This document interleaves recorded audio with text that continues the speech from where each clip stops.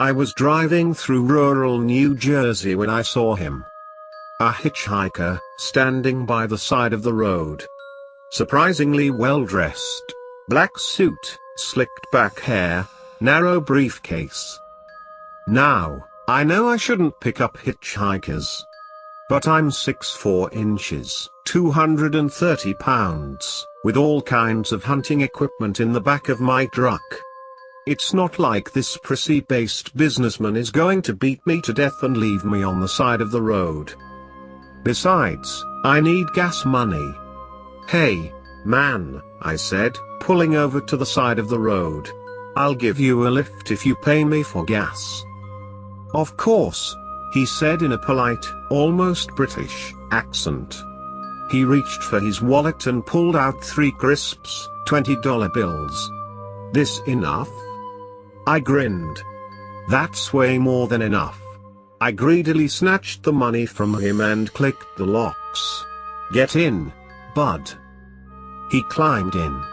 His blue eyes shifted from the crumpled Wendy's wrapper on the dashboard, to the mysterious, sticky goo on the middle console.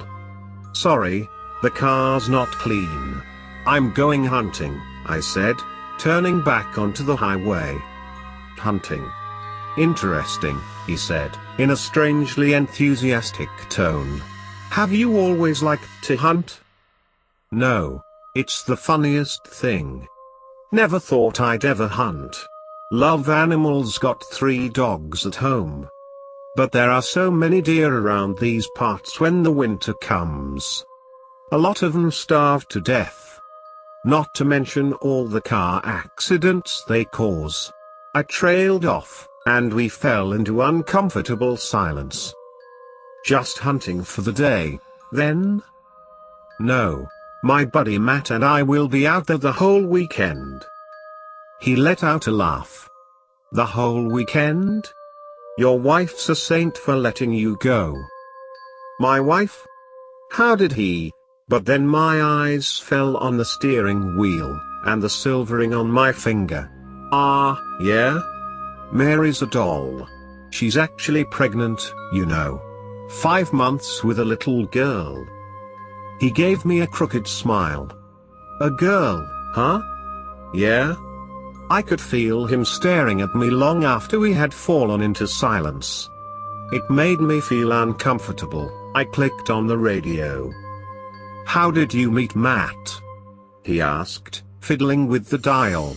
All that came through was static. "That's a weird question," I thought. He and Mary were close friends. So when we got married, I got to know him well. The man said. He stroked his chin thoughtfully, and I was suddenly reminded of a psychiatrist. "Are you a psychiatrist?" I blurted out. He laughed. "Definitely not. I work in finance." "What type of finance?" It was my turn to ask the questions. Now. "Futures," he replied, non-committally. I glanced over at him. A small smile was on his lips, and I noticed his fingers had gravitated from his lap to the briefcase at his feet. My heart began to pound. Click, click. He undid the clasps, the case creaked open. "What's in your briefcase?" I asked. "Work." "What kind of?" His long fingers disappeared into the darkness of the case. He was pulling something out. My body began to seize up. The steering wheel felt like ice under my fingers. "I have a lot of hunting equipment back there," I said, "so you better not be." I stopped. He was only pulling out a sheet of paper. For a few minutes, he was quiet, reading the paper, intently and silently, as if his life depended on it. Scratch, scratch. His fingers slid over it, as they traced the text. Then he slipped it back into the case and snapped it shut. What was he reading? I thought. But before I could get the question out, he turned towards me. I could barely see his face in my peripheral vision, but I knew he was staring at me, for minutes on end. Then he broke the silence. "Don't go hunting," he said, his ice blue eyes boring into me. "What?" "Turn the car around. Go home to Mary." "What?" "She needs you." He paused. "Madeline needs you." I paled. I never told him we were going to name our baby Madeline. "How did you?"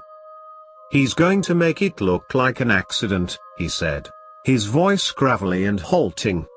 "Just a simple hunting accident. The most punishment he'll endure is 35 minutes in the police station, writing out his statement." "But let me off at that dinner up ahead. I like their Cobb salad very much." "Matt's going to kill me? What are you talking about?" He turned to me, eyes wide. "What are you talking about?"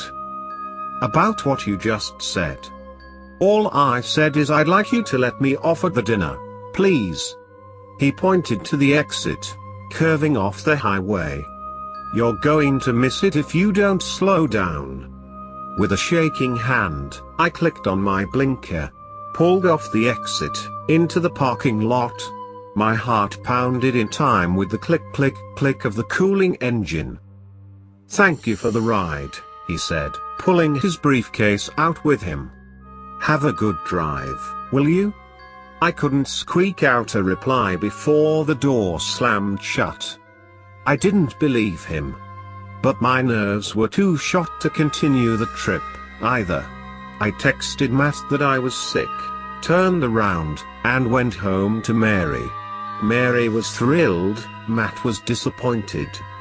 A little too disappointed, if you ask me. A month later, after ignoring most of Matt's calls and texts, which became increasingly frequent and desperate, I heard a faint thumping noise at the door. When I clicked on the porch light, there was Matt, hunched over our doorknob, holding a lockpick. We called the police. Since then, life has been great. Just a few months later, our wonderful little Madeline was born. And as soon as we got back from the hospital, on our doorstep was a little teddy bear, a pink bow sewed on its head. There wasn't a return address or a card of any kind. But I think I know who it's from.